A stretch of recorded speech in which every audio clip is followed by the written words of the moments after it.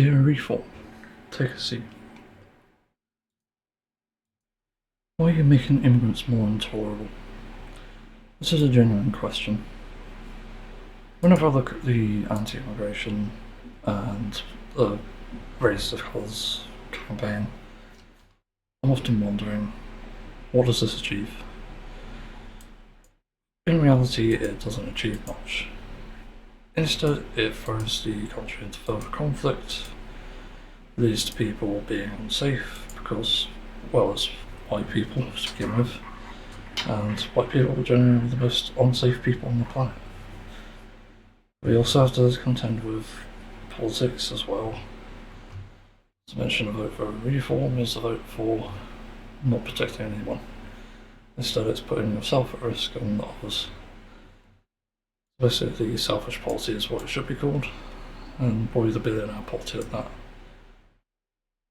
Why then make immigrants the problem when they take the jobs that we don't want to do at a low income, which is the fault of billionaires, by the way, and then they have to get cramped up in a hotel, which, by the way, is not actually a hotel. It's actually repurposed to be an asylum, and these asylums tend to have bad conditions. In small rooms, not much furniture, and not much luxuries either, which is why they can be caught up in crimes. But it is very infrequent at that. So then why spread the hatred? Why make even people of a different colour become more intolerable? Why build this idea up when you can actually talk to these people, hash it out there and then, and find out what's their problem, find out what they do for a living. And you'll discover what you need to know about them. Because what media tells you from the outside isn't always what's on the inside. So again, why make them more intolerable? Doing this will, talking to them will provide many benefits, but condemning them outright, especially from a distance, will make them more problematic. And this doesn't help anyone.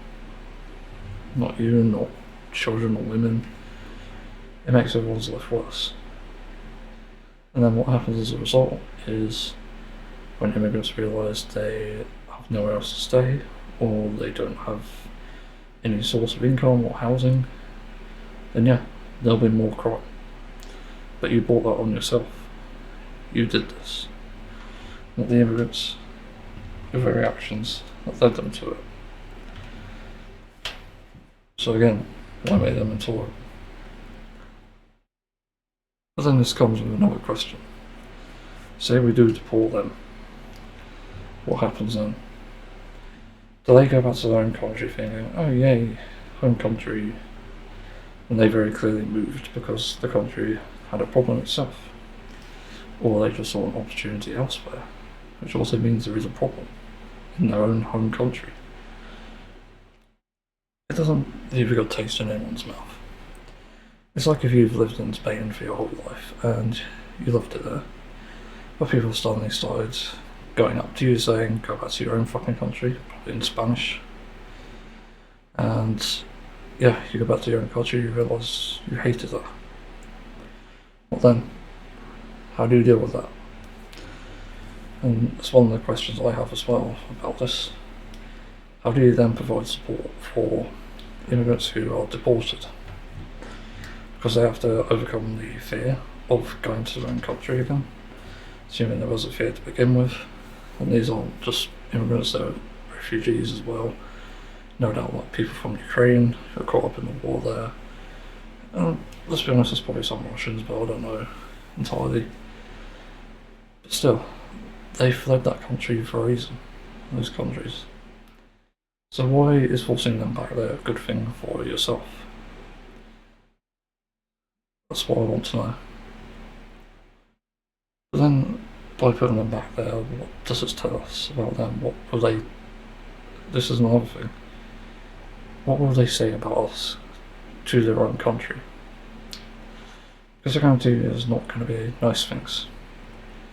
If a country is deporting them, they're going to say bad things about you, and that's going to spread the hatred in their own country towards yours, meaning it could possibly trigger wars. It will lead up to it. But then they'll look into history and see like, oh, you colonised their country, you've invaded it multiple times, you've committed various war crimes, and no shit, they're going to be mad at you. So again, you're leading by example by using hatred as the catalyst and the end. So it's entirely upon your shoulders. You have to carry that burden. When you've made a country turn to hate us, to hate the UK, to hate its people, and when there's tourism especially, you'll probably see that hatred put towards them. Completely innocent people usually. So it doesn't leave a good taste in anyone's mouth, and it's not a good example. So when the world uses that against you, again you only have yourself to blame. So again, why make immigrants intolerable? And it sort of goes without really saying, but I have to say it anyway.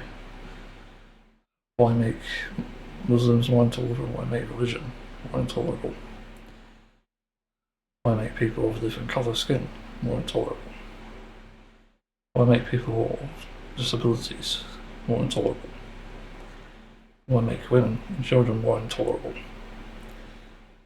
And all these things have a knock-on effect as a result of hatred, discrimination and inequality.